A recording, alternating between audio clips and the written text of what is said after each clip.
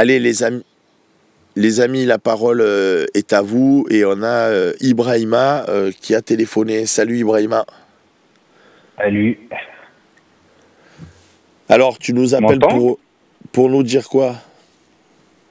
Je voulais faire déjà un préambule et juste féliciter, bon il est pas là, hein, mais Slim pour les questions qu'il pose en conférence de presse parce qu'ils sont toujours très pertinentes. Et après il est pas là, à chaque fois je passe et il est pas là, mais je voulais quand même lui dire, transmettre Ben, ce message-là. Et pourquoi j'appelle? En fait, bon je vais pas me faire des amis, hein, mais c'est dans la continuité de ce que tu as dit.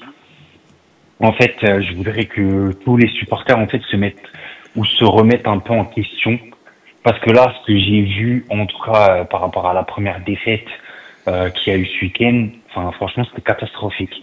J'ai l'impression que tout le projet a été remis en cause juste vis-à-vis d'une seule défaite. Ok, la défaite, elle est humiliante, il n'y a pas de souci, tu perds à 10 contre 11. Euh, Pratiquement pendant tout le match, tu étais à 10 contre 11, tu as perdu et humiliant, mais il faut pas te remettre en cause juste à cause d'une défaite. Ah, il y a des supporters qui, je trouve, et même les supporters de l'Olympique de Marseille, il y en a une grande partie, qui, je trouve, sont toxiques pour le club. C'est-à-dire que à chaque fois qu'il y a quelque chose de négatif, il y a une défaite ou quoi, tout va être remis en cause. On part, c'est extrême. C'est-à-dire que, ok, on a perdu, ça arrive, ça fait partie du foot, même si la défaite elle est humiliante, etc. Ça fait partie du sport. Mais on peut pas toujours tout remettre en cause. Tout pendant toute la préparation, je pense que la majorité des supporters, voire tous les supporters, il y a personne qui a été déçu de la préparation. C'était une bonne préparation. Là, on entre dans la compétition, on fait une mauvaise enfin, il y a une contre-performance. On va tout remettre en cause. C'est comme si, toi, je te donne l'exemple, tu as ouvert un business, tu as ouvert un média. Il y a des gens autour de toi, quand ça allait pas bien dans ton média, et t'es là à te dire, ouais, ton média, franchement, je pense qu'il va flop, ça va pas fonctionner, etc. Tu vois, tu peux pas réussir quand il y a des gens autour ou dans l'environnement du club qui sont tout le temps négatifs, négatifs, négatifs, qui apportent que cette négativité. Nous, en tant que supporters, ce qu'on va faire, ça vient du mot supporter, c'est encourager, supporter l'équipe. C'est-à-dire que ouais, il y a eu une défaite, mais c'est pas la fin du monde en fait. Enfin, le championnat il s'arrête pas là en fait. Et moi, ce que j'ai vu, que ce soit sur les réseaux sociaux ou même là dans le chat, on va finir dernier du championnat.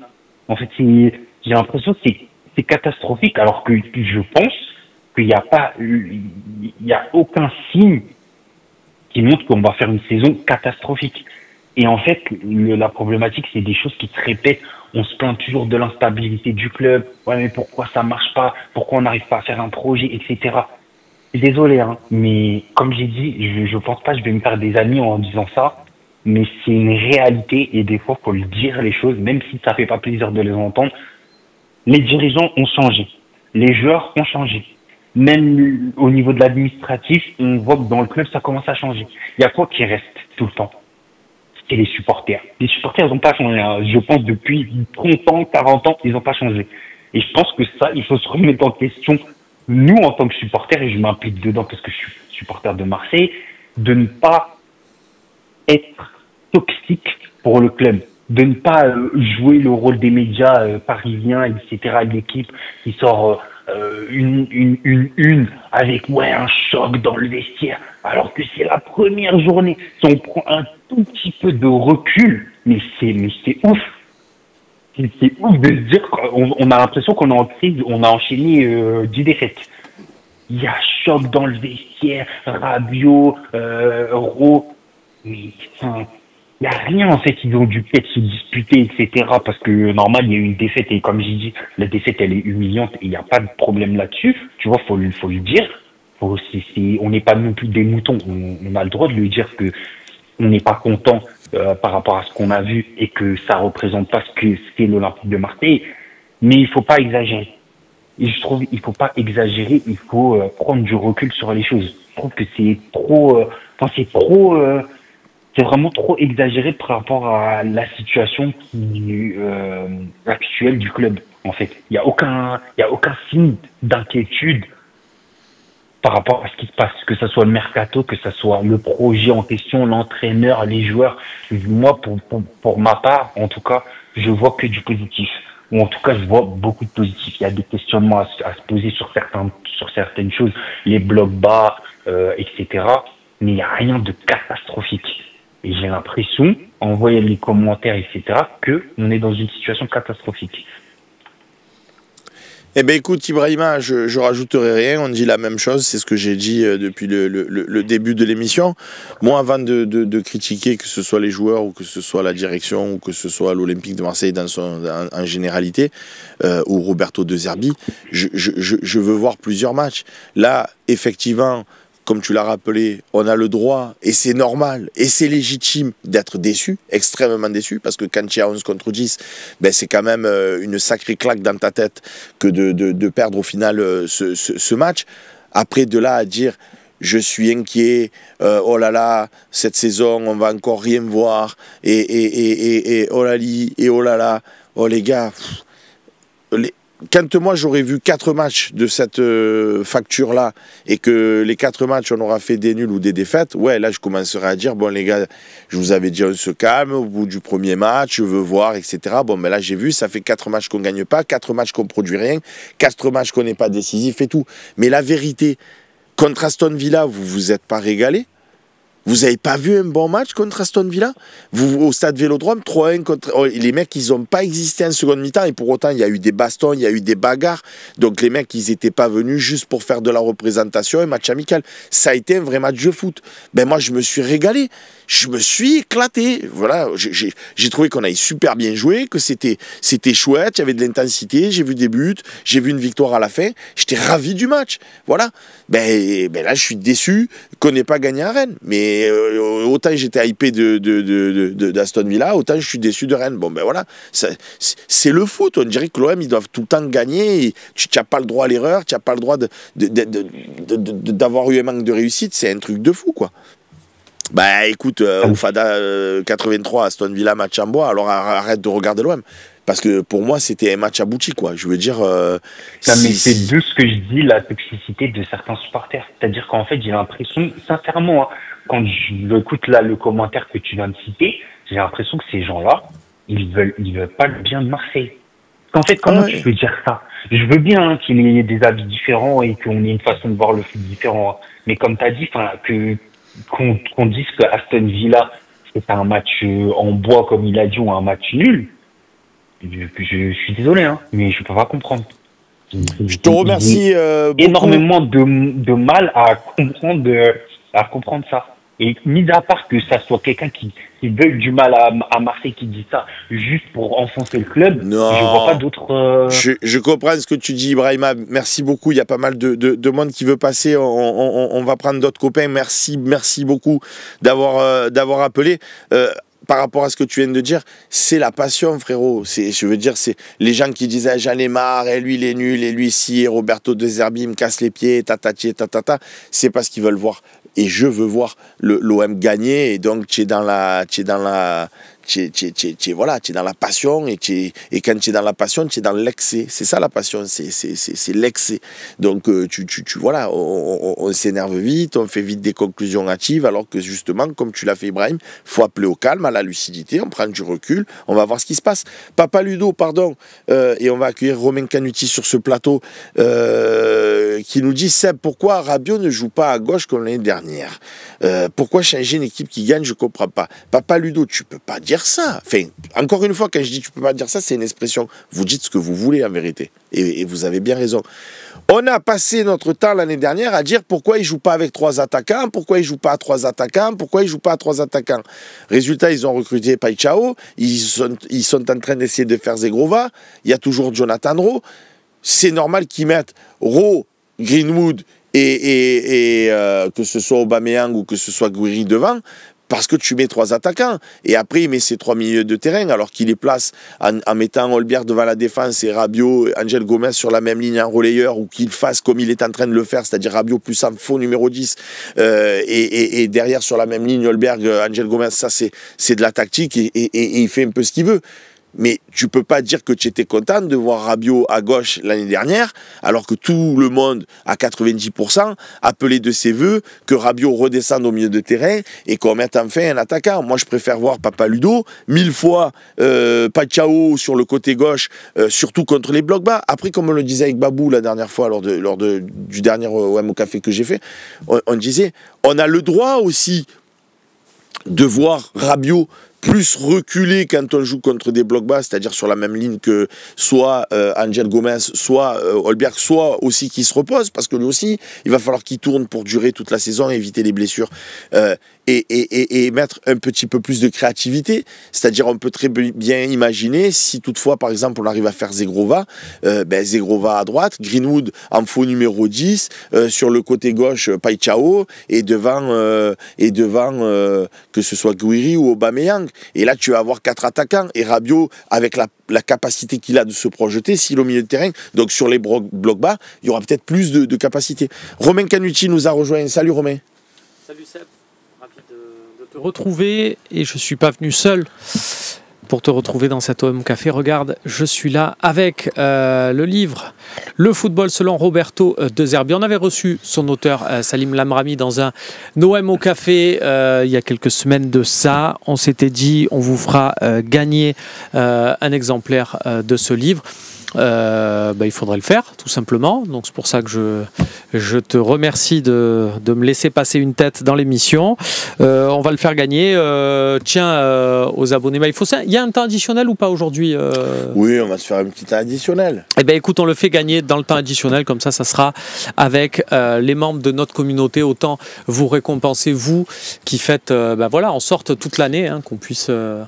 Marine, est-ce que tu pourrais, s'il te plaît, je sais qu'il y a déjà des copains au téléphone, et notamment John qu'on va recevoir, mais il y a Olivier. En tout cas, soi-disant, on peut téléphoner quand on n'est pas d'accord, mais ils n'affichent pas le numéro pour appeler. Olivier, on a dit, il y a déjà beaucoup de monde dans la file d'attente. C'est pour ça qu'on n'a pas affiché, parce que vous êtes déjà très nombreux. Mais je vais te le redonner à l'oral. Le numéro de téléphone, Marine, si tu peux me le dicter, s'il te plaît. Si tu l'as, comme ça, je l'annonce. Ah, c'est Marine. Bon, elle va l'afficher. Elle est en train de refaire le plan.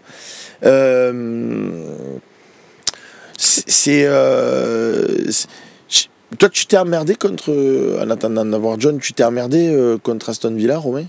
Non, mais par contre, ça reste pas un match officiel. Tu sais pas si Aston Villa avait fait un match amical 48 heures avant. Tiens, je vais aller le faire parce qu'en t'écoutant, je me suis dit, je vais aller me comparer l'équipe qui a mis Aston Villa contre nous et l'équipe qui a joué contre Newcastle en championnat pour voir s'ils ont mis les mêmes joueurs, si c'était de la prépa, s'il y avait des consignes. Parce que la préparation, on ne sait jamais.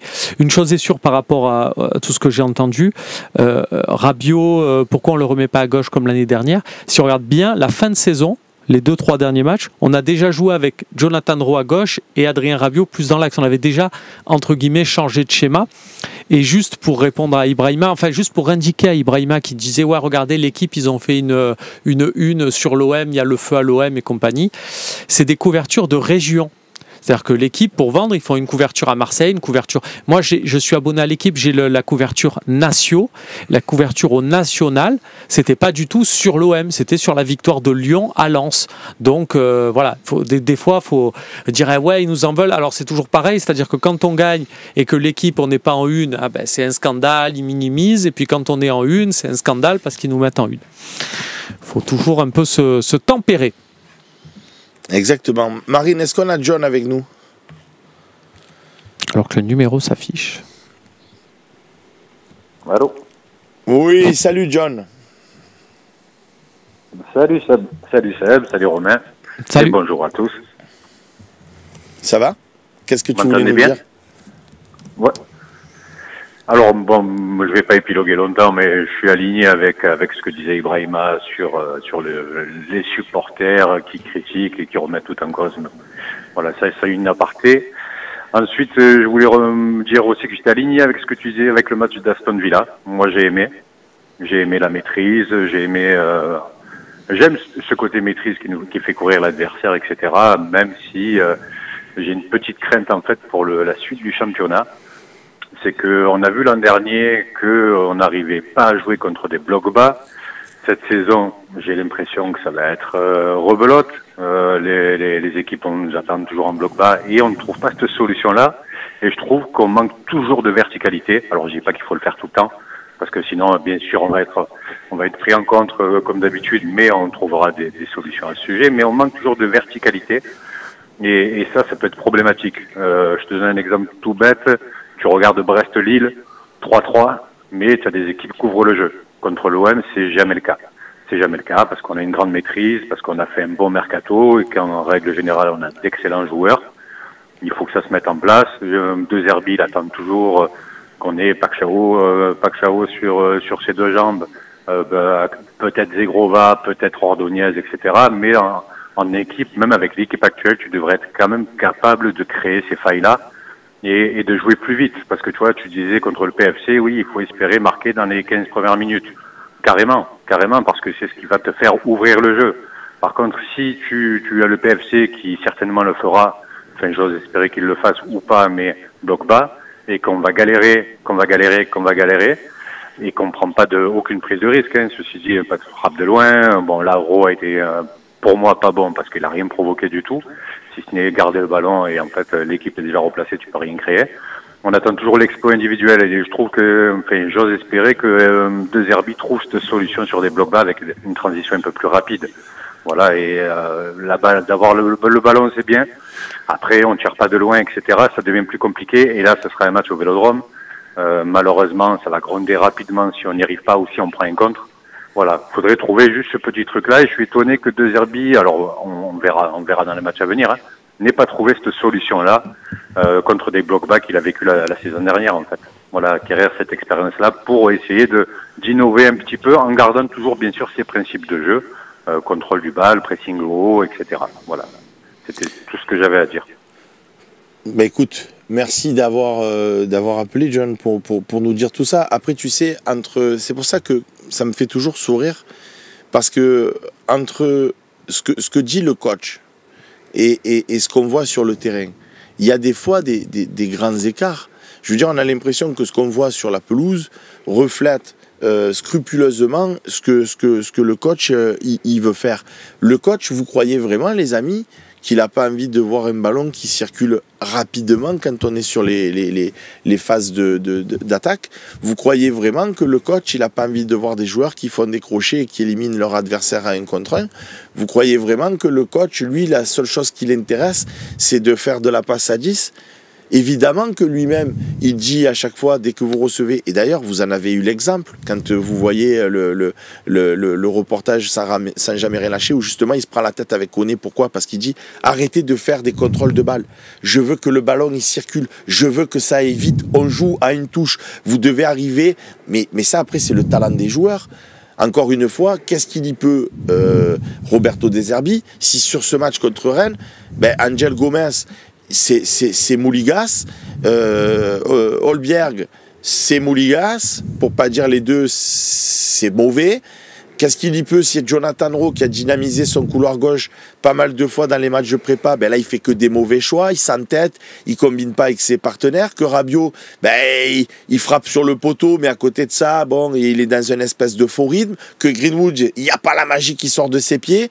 Mais qu'est-ce vous croyez que quoi?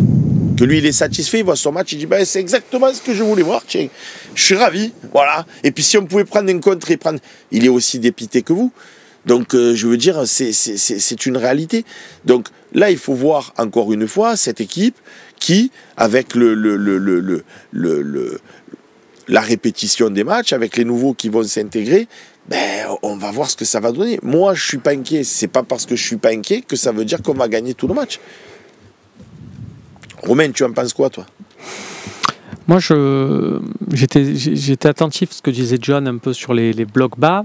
Je note quand même, c'est pas du tout en opposition à ce qu'a dit John, hein, mais je note juste que la faute, le fameux carton rouge, c'est un défenseur central qui vient la provoquer dans nos 30 derniers mètres. Si Aïd Boutlal il est sorti jusque-là pour faire faute, c'est qu'on avait une équipe de Rennes qui se découvre. Si Rennes se découvre pas à 11, les 3 centraux, tu les vois pas dans notre camp. Donc là, si lui il est venu jusque-là pour tacler, c'est qu'ils étaient dans quand même cette logique-là. Et c'est ce qui nous pose ensuite problème parce que on peut pas non plus se dire que ça nous a pas rendu service. Normalement, à 10 là-dessus, on doit gagner 100 fois, on doit pousser plus. Sur l'organisation, moi je trouve qu'il y a mieux à dire. Et la possibilité aussi d'un coach, c'est de dire, quand tu vois Amine Gouiri sur le côté gauche, de dire, tiens, rien à faire là, on en met 2 dans l'axe, de chercher un peu plus des solutions. Il en a cherché certaines. Après, c'est un poste ingrat, tu dois toujours trouver des solutions, toujours trouver. Il a tenté beaucoup de choses. C'est pour ça que moi, j'en veux pas trop à De Zerbi. Je trouve qu'il a tenté des choses, il n'y a pas tout qu'à marcher. Preuve en est, on a perdu. Mais au moins, il a tenté. La seule vraie question, et moi je me la suis posée en début de match, et les copains nous disaient ça aussi, comment toi tu expliques qu'il ait mis Kondogbia en défense centrale avec Balerdi?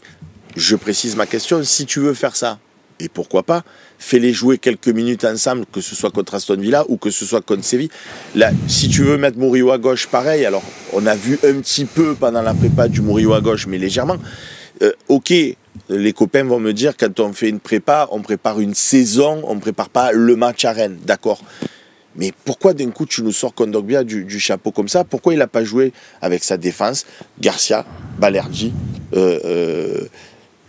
CJ avec Balerdi et Murillo à droite. Surtout Murillo qui combine super bien avec Greenwood, quoi. Tu vois, pourquoi le déporter à gauche? Parce que si à la limite il nous avait mis... Excuse-moi pour ma question un peu longue, mais s'il avait mis Murillo à gauche, Egan Riley, Balerdi dans l'axe et Ouéa à droite, tu te dis, bon, le mec veut prendre les couloirs, il veut... Mais tu vois, là ça voulait un peu rien dire, son histoire, quoi. Enfin, moi, j'ai trouvé personnellement, et j'aimerais qu'on lui pose la question en conférence de presse, pourquoi ces choix-là? Murillo, il combine super bien avec Greenwood, pourquoi tu l'as mis à gauche? Kondogbia, frérot, on t'a donné Egan Riley. C'est pour remettre Kondogbia en défense centrale que c'est un milieu de terrain qui a été reconverti. Enfin, j'espère que Kondogbia, de toute façon, bref, bon, on va pas faire une débat sur Kondogbia. Moi, je pense que dans sa tête, De Zerbi, il a 2 options. Une option avec une défense à 4 et une option avec une défense au départ à 4, mais où il y a le latéral qui va, et c'est ce qu'on a vu, c'est-à-dire Murillo, sur les appels, il se mettait au niveau d'Amine Gouiri. Il était attaquant. Donc, dans sa tête, il s'est dit, puisque je vais mettre Murillo attaquant sur ces phases-là, j'ai besoin sur mes 3 de derrière d'avoir un mec qui prend le côté gauche, Kondogbia, un mec dans l'axe, Balerdi et Egan Riley. Moi, je trouve que, sachant que Medina, bien sûr, était pas disponible pour ce match, je trouve évidemment que même dans cette configuration-là, je préférais avoir Ulysse Garcia, personnellement, et du coup Murillo à droite. Je crois que c'était beaucoup plus intéressant. Ça n'a pas été fait, voilà, c'est un choix. Peut-être qu'il s'est dit, je vais surprendre Rennes, que Rennes, ils ont bossé. Peut-être que dans sa tête, il s'est dit aussi, il y a Rongier et Merlin qui sont partis à Rennes, donc ils sont allés dire au coach, et ça aussi, à partir de 30 secondes, c'est évidemment normal, ce sont des professionnels, maintenant ils sont payés par Rennes. Encore heureux que quand on leur pose des questions sur la tactique de l'OM, ils répondent. De Zerbi, c'est peut-être dit Rongier et ils vont leur dire, ils vont jouer avec Ulysse Garcia, voilà comment ils vont passer. Je vais faire un autre truc pour les surprendre. Ça n'a pas marché. Allez, et Géo 99, voilà Seb, tu commences à comprendre. Vous me fatiguez certains, je vous jure. Marine, est-ce que tu peux me redire qui c'est comme copain qu'on avait au téléphone? C'était John? Oui, il y a Rachid qui va nous rejoindre. On dirait que moi, j'essaye de faire des analyses, les copains, que ce soit avec Romain, que ce soit avec les copains dans les émissions, où on essaye de comprendre. Pour crier avec les loups en disant oui, il a mis Kondogbia, il est nul, ouais, il a mis Kondogbia, ouais, Kondogbia, il est nul. Bon, franchement, moi je dis, si Roberto De Zerbi a mis Kondogbia en défense centrale, c'est qu'il a sa réflexion sur le sujet. Marche pas, correct, pas correct, ça gagne pas, mais en attendant, il fait pas ça comme ça, au doigt mouillé, en disant, tiens, il se lève pas le matin, il fait, ah tiens, aujourd'hui, si je mettais Kondogbia, non, il y a la réflexion derrière. Après, ça peut ne pas vous convenir, ça peut ne pas me convenir, mais en tout cas, il y a de la réflexion derrière, donc se pose des questions pour savoir pourquoi. Allez, le copain est avec nous, c'est Rachid, c'est ça? C'est ça, oui, bonjour. Salut. Oui, salut. Déjà, ça me fait plaisir de vous avoir au téléphone. Je ne pensais pas que je vous aurais au téléphone. Plaisir partagé. Moi, je vous appelle de Toulouse. Je suis originaire de la région du Vaucluse. Et ça fait une trentaine d'années que je supporte l'OM. Donc, j'ai chopé le virus au lendemain de la victoire de 93. Et je voulais réagir à ce qui a été dit au sujet de la toxicité de certains supporters, parce que je me suis un peu reconnu, mais pour moi, c'est pas être toxique, parce que pour moi, c'est pas ça être toxique. Pour moi, être toxique, c'est avoir la mémoire courte en permanence, ne pas se souvenir d'où on vient il y a encore quelques années, le marasme dans lequel on était. Mais là, en fait, ce qui me gêne dans cette défaite, c'est que partout, on a affiché des ambitions, et on part avec un handicap très tôt dans la saison, et en fait, ça m'inquiète, quoi, parce que j'ai l'impression que De Zerbi, au bout d'un moment, étant très ambitieux pour le club, je sais pas s'il va supporter la vindicte populaire, parce que, justement, j'ai mis un commentaire tout à l'heure. Je me disais, désolé d'être pessimiste, hein, mais je le vois, en fait, démissionner si vraiment on perd contre le PFC, là. Voilà. Non. Je pense pas, moi. Hein. Je pense Mais pas, non. Rachid. On n'est pas dans cette optique-là.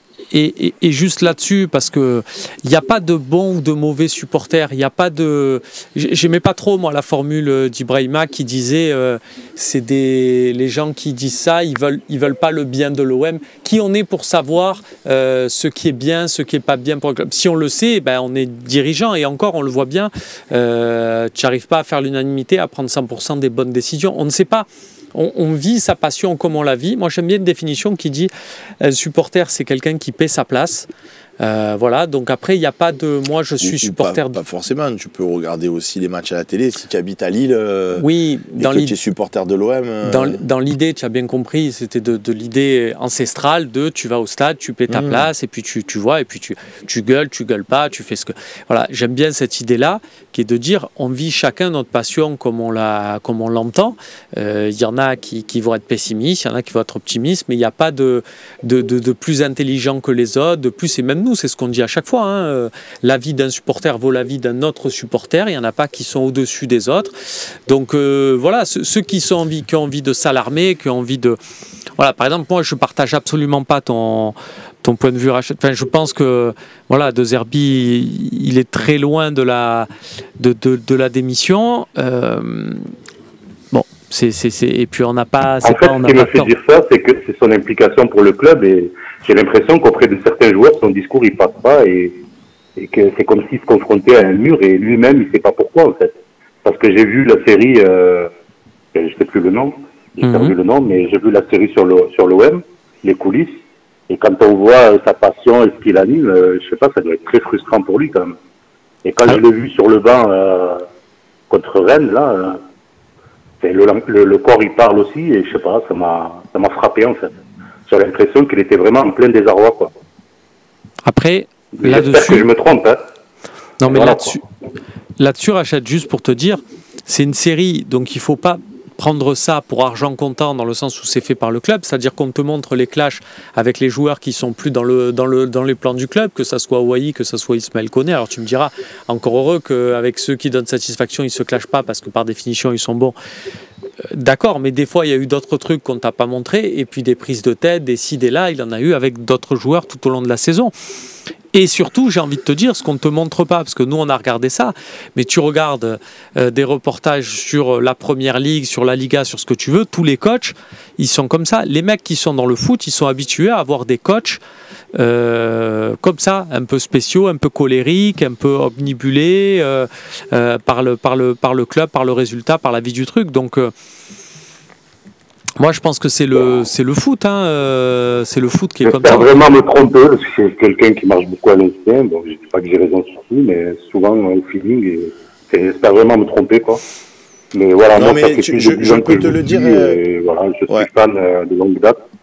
J'aime bien vos analyses, surtout Seb, désolé, mais je suis souvent d'accord avec Seb. Pas parce qu'il est le patron, le boss, mais je trouve que ces analyses sont souvent frappées au coin du bon sens. Et voilà, quoi. Donc, merci beaucoup de m'avoir fait passer à l'antenne. Moi, c'est ce que je voulais dire. On n'est pas forcément toxique parce qu'on est ambitieux. Et quand les ambitions du club, elles sont affichées d'emblée comme ça et qu'on part avec un handicap, je trouve que et ça fait tâche et c'est très lourd à rattraper derrière, quoi. C'est clair. Merci beaucoup, Rachel, Merci, de ton Rachel. appel. L'histoire, la seule chose que je vous dis, les copains, ce matin, c'était mon seul le message. Et Ibrahim, il voulait dire un peu la même chose. C'est juste qu'on soit en colère, c'est une chose. Qu'on soit contrarié, c'est une chose. Moi, j'étais vendredi en colère, samedi en colère, dimanche en colère. Bon, aujourd'hui, c'est lundi. J'essaye de m'apaiser quand même un petit peu. Ce que je veux vous dire par là, c'est est-ce qu'on peut de temps en temps analyser un certain nombre de matchs avant de se dire on est nul, avant de se dire c'est catastrophique, avant de se dire on est... Tous les copains qui disent ouais mais on voit ça avec l'année dernière, on voit ça avec De Zerbi l'année dernière et c'est toujours pareil. On a fini second l'année dernière. On a fini second, Romain, ou je me trompe? Oui, on a fini second. Bah, on a fini second. Je veux dire, avec Tudor, on s'est éclaté, c'était génial. Tudor, c'est moi, c'est qu'on a fini combien? Troisième. Ah ouais, putain. Alors, donc les gens préfèrent troisième que deuxième. D'accord. Alors moi, je sais, d'accord, je n'ai rien à objecter. J'ai pas d'argument. Voilà. Et ça sera toujours le même éternel débat de vous allez au stade pour voir des beaux matchs s'éclater, on s'en fout si on a gagné ou on a perdu. Ou vous allez au stade pour voir à la fin l'OM gagner. Moi, personnellement, toute ma vie, tant que Dieu me prêtera vie, j'irai au stade pour voir l'OM gagner. Si tu me dis tu préfères l'OM d'Eli Bob qui finit second, ou tu préfères l'OM de Bielsa qui finit quatrième, tous les jours Bob. Pourquoi? Parce qu'à la fin, j'ai fini deuxième. Tous les jours Bob, parce que j'ai fini deuxième. Tu préfères Deschamps qui fait champion, ou tu préfères Guéret qui a rien gagné? Tous les jours Deschamps. Et toute ma vie, ça sera comme ça. Parce que moi, je suis pour gagner des titres, je suis pour un palmarès, parce que moi, personnellement, et ça me regarde, ça m'appartient, je demande à personne, je demande pas à tous les supporters d'être comme moi. Ce qui me plaît, ce qui me donne la banane, c'est d'avoir gagné. Si je vois un super match de l'OM, comme on a pu le voir il y a 2 ans ou il y a 3 ans contre Lens, on fait un match incroyable, c'est exceptionnel. Et Lens, il résiste, et on a vu 50 000 séquences de jeu, et on s'est éclaté, et puis ils mettent un vieux tir du milieu de terrain, et ils marquent. Je ne peux pas partir du stade en ayant vu ce match épique, ce match où on a été ultra performant, on n'a pas été ultra performant puisque pour le coup on n'a pas réussi à marquer, mais où on s'est procuré nombre d'occasions, j'ai vu du beau foot, il y a eu de l'intensité, et sur une vieille frappe on perd 1-0. Je peux pas être satisfait de ça, je pourrai jamais être satisfait de ça, alors que si tu fais un match moyennasse, tu te crées pas beaucoup d'occasions, tu n'es pas trop en danger, puis d'un coup Greenwood par exemple, il prend le ballon, il dribble tout le monde, il tire, il marque, on a gagné 1-0, et je pars, j'ai mon petit sourire en coin, l'OM a gagné, je suis content, voilà. Après, évidemment que dans le meilleur des mondes, si je vois mon OM bien jouer au ballon, marquer des buts, gagner 4-0, mais tout le monde y signe pour ça. Qui c'est qui n'a pas envie de voir bien jouer l'OM et gagner? Seb, la différence, voilà, c'est la projection. C'est-à-dire que quand tu gagnes parce que Greenwood il a pris le ballon et que ton seul plan de jeu c'est passe la balle à Greenwood et que Greenwood il fait un exploit, tu as la conscience de te dire ça marche une fois, ça va peut-être pas marcher 2 fois, 3 fois, 4 fois. Alors que quand tu joues bien, tu te dis bon, là ça n'a pas marché, mais ça va marcher. Ce match que tu parles contre Lens, c'était un match avec Sampaoli où on a fini deuxième. Donc, il y a des moments où tu te dis, ça peut marcher, ça peut pas marcher. C'est dans les projections. Mais la finalité, tu l'as rappelé, c'est le classement et c'est de se dire, tu finis deuxième, tu finis troisième. Après, ceux qui sont sur l'objet... Et c'est vrai que c'est intéressant parce que des fois, tu te dis, tu as fini deuxième avec De Zerbi, mais quelle est l'opposition quand tu regardes? Moi, je me suis fait un petit classement là, des coachs de Ligue 1 qui sont passés par l'OM là, depuis McCourt. Et c'est vrai que Rudy Garcia, tu te dis, lui, il n'a jamais fait podium, de quoi on parle. Mais quand tu te rends compte l'opposition qu'on avait sur le championnat de France, c'est là où tu vois que le championnat de France, ça a baissé de fou quand même. Parce que regarde les équipes contre qui on jouait en l'année 2017-2018 et les équipes contre qui on a joué l'an dernier, ça n'a plus rien à voir. Ah ben, c'est comme avec Rudy Garcia quand tu fais 4e avec 77 points. C'est de ça que je parlais. Ben oui. Non, mais parce que les copains sur Twitch, ils disent avec Tudor, il y avait Lens qui avait fait une saison de fou et on avait été 3e parce que Lens fait une saison incroyable. Sinon, on aurait fini second aussi si on prend l'adversité, comme tu le rappelles. Il y a Cyrus qui nous dit mais du coup, Seb, t'es pas cohérent puisque samedi, il y a eu la défaite. Cyrus, j'ai dit 10 fois, vendredi soir, j'étais en tension totale. Samedi soir, j'étais énervé de fou. Samedi toute la journée. Dimanche, j'avais un sac de glace sur la tête. Aujourd'hui, on est lundi. Je réfléchis, je me dis, j'attends de voir les 5 premiers matchs de l'Olympique de Marseille pour me faire mon avis. Pour me dire, ouais, franchement, cette saison, on n'y arrivera pas. Surtout que le mercato n'est pas Cyrus, fini. ce que je suis en train de dire ou pas? Est-ce que tu comprends, en fait, Cyrus? Donc, d'où elle n'est pas la cohérence? Évidemment, je suis dégoûté de ce match à Rennes. J'ai jamais dit à aucun moment de l'émission, je suis pleinement satisfait, j'ai vu un bel Olympique de Marseille qui est dans la position et la maîtrise. On n'a pas marqué, on s'est fait contrer, c'est le foot, c'est pas grave. Qu'est-ce que j'ai pris plaisir? Non, j'ai pris aucun plaisir. Pourquoi? Parce qu'on était à 11 contre 10 et qu'on a perdu contre Rennes à 11 contre 10. C'est lamentable. Cyrus, c'est lamentable. Maintenant, je dis, est-ce que ça fait partie de l'adversité? Est-ce que ça fait partie de ces matchs où, voilà, ben, écoute, voilà, on n'a pas été bon. Et que contre Paris FC, on va gagner 3-0 et on va remettre les pendules à l'heure. Et du coup, je serai plus, entre guillemets, rassuré. Je serai plus content. Ou est-ce que contre Paris FC, on va avoir un pauvre 1-1 ou un pauvre 0-0? Ou pire, on va encore prendre 2 buts en compte comme quand Auxerre sont venus à la maison et qu'on va être dépité. Je ne sais pas. Tu sais pourquoi? Parce que le match, il a lieu samedi à 17 h. Donc, avant moi de tirer des analyses et sur la base des matchs que j'ai vus en préparation, sur la base des renforts potentiels qui peuvent arriver à l'Olympique de Marseille, qui ne sont autres que Ordonez en défense centrale, Zegrova sur les côtés, je me dis, Païchao qui est blessé, qui devrait rentrer. Je ne suis pas inquiet à date. Je ne suis pas du tout inquiet à date. Franchement, je vous dis la vérité, je crois beaucoup en cette équipe. Je ne suis pas inquiet. On a perdu un match, on en perdra encore d'autres, que ce soit en Champions ou que ce soit en championnat. Je dis juste, attendons un petit peu.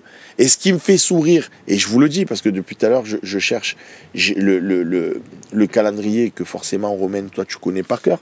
Mais là, on va jouer Paris. Et après, le match après, on va à Lyon. C'est sûr comme de l'an 40. Mais j'en suis sûr. Clipper. Si on met 3-0 à Paris FC, qu'on va à Lyon et qu'on gagne 2-0 au pourri des matchs maîtrisés, tous les commentaires, ouais, mais tout, on est là, tu as vu l'autre, tu as vu lui, qu'est-ce qu'on est solide, qu'est-ce qu'on est costaud. Ça sera la chasse à ceux qui ont été pessimistes sur les qui voulaient du mal au club, etc.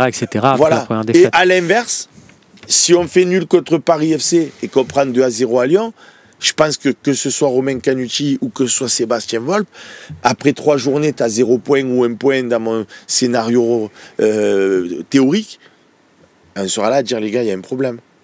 On est allé à Rennes, on était à 11 contre 10, on a perdu. On a reçu Paris FC, on n'a pas gagné. Maintenant, on se déplace à Lyon, on a encore perdu. Alors qu'on a gardé une belle ossature au niveau de l'Olympique de Marseille, on se pose des questions. On commence à avoir mal à la tête. Alors ok, Païchao va venir. D'ici là, est-ce qu'il y aura eu Ordonez ou pas? Est-ce qu'il y a eu Zegrova ou pas? On verra bien. Je dis juste, restons sereins.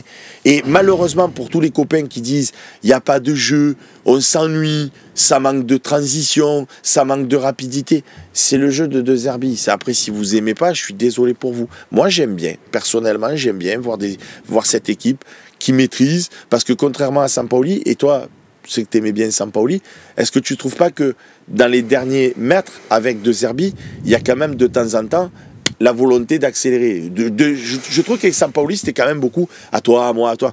Je caricature, on aurait pu même arriver devant le goal et essayer encore de dribbler le goal. Là, de temps en temps, je vois des Holberg qui mettent sur orbite les attaquants. Moi, je trouve qu'ils n'ont rien à voir les deux et je préfère 100 fois De Zerbi à Sampaoli. Moi, Sampaoli, ce qui m'agaçait, et je l'ai dit plusieurs fois, c'est que je trouvais que c'était peut-être le coach le plus nul qu'on avait en termes de coaching pendant les matchs. Ça, c'est sûr. Et je trouve qu'il préparait peut-être mieux ses équipes, les circuits de passe, les ci, les là. Mais je trouve que derrière, il fallait savoir réagir et que là-dessus, il était défaillant. Là où moi, je vois un De Zerbi qui tente des choses. Moi, je vois à Rennes un De Zerbi qui a fait rentrer Timothy Weah dès la mi-temps, qui fait rentrer Aubameyang à l'heure de jeu. Voilà, il y a eu des trucs, il y a eu des imperfections aussi, mais je pense que c'est quelqu'un qui est peut-être plus capable de se remettre en question et qui est capable d'avoir plusieurs cordes à son arc. Donc ça m'intéresse un peu plus. Ok, Bah écoutez, voilà les amis, on sera fixé de toute façon samedi prochain, encore une fois, face au Paris FC. On verra bien si ce match, on va le plier, on va être conquérant et on se dira tous, ben voilà, contre Rennes, ça a été encore une fois un match décevant. On était tous pas contents, moi le beau premier, mais bon voilà, ça fait partie des péripéties d'une saison. Ou si à contraire, à l'issue de ce match contre Paris, on se dira putain, Romain, on n'est encore pas arrivé, on a perdu contre Rennes à 11 contre 10, là on n'arrive pas contre Paris FC. Putain, on avait des espoirs dans cette équipe, mais ça va être compliqué. Moi, je ne l'imagine pas une seconde. Voilà, parce que je pense qu'il y a du talent dans cette équipe. Je pense qu'à un moment donné, Gouiri ne peut pas faire une saison complète comme il a fait les matchs de prépa et comme il a joué à Rennes. On va retrouver quand même le talent qu'il nous a montré l'an passé. Que Greenwood, forcément, il va faire ses matchs aussi où d'un coup, il va faire son petit gris-gris. Le foot, il tourne, voilà. Et j'ai beaucoup d'espoir sur l'arrivée de Pachao en septembre qui va apporter lui aussi d'autres solutions. Si Zegrova, il renforce cette équipe, ben lui aussi, ça sera plus facile. Et je pense, Romain, pour conclure l'émission, qu'en Champions, de toute façon, a priori, on ne jouera pas contre des équipes qui viendront tous derrière. Et on a vu que l'année dernière, l'OM de Zerbi contre Lille, est-ce que tu as vu un match où on s'est ennuyé contre Lille? À l'aller, en championnat, en Coupe de France. Moi, à chaque fois, j'ai vu des espèces de... Ça joue au ballon, quoi. Tu vois ce que je veux te dire? Oui, bien sûr. On s'ennuie quand on joue contre des blocs bas parce que Roberto De Zerbi ne veut pas attaquer bien en tête, rentrer dans le lard des autres et se faire prendre en compte, exactement d'ailleurs ce qu'on a vu contre Rennes à la fin du match. Il ne veut pas ça. Il ne veut pas ça. Donc qu'est-ce qu'il fait? Il fait tourner et il essaye de chercher des failles. Voilà. Est-ce que ça nous gonfle? Oui. Est-ce qu'on voudrait voir autre chose? Ben, nous aussi, on aimerait voir plus de talent dans l'équipe qui fait que ben, ça ronronne moins, ça tourne moins et il y a plus de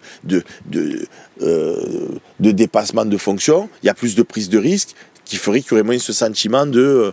ouais, des fois, ça fait un peu la passadiste. Mais ça, c'est le talent des joueurs. C'est pour ça que si tu as du Zegrova, si tu as du Paichao, si tu as un Gouiri retrouvé, ben, ça sera plus facile pour créer du jeu et faire des gifs que là, quand ces joueurs ne sont pas là, que Gouiri il a la tête dans le seau et que c'est plus difficile. Mais en Champions, tu auras plus d'espace. Ça va faire des matchs comme contre Lille. Et je pense que du coup, on sera encore plus à l'aise contre ce genre d'équipe. Ben écoute, on se le souhaite. On se le souhaite, les amis. Ce soir, ne loupez pas 18 h le talk show avec Slim aux commandes. Et comme invité, on a qui? Christian Cataldo et Johan Aujeune, bien sûr. Voilà, les amis. Merci beaucoup de nous avoir suivis et à bientôt pour de nouvelles aventures. Bye bye.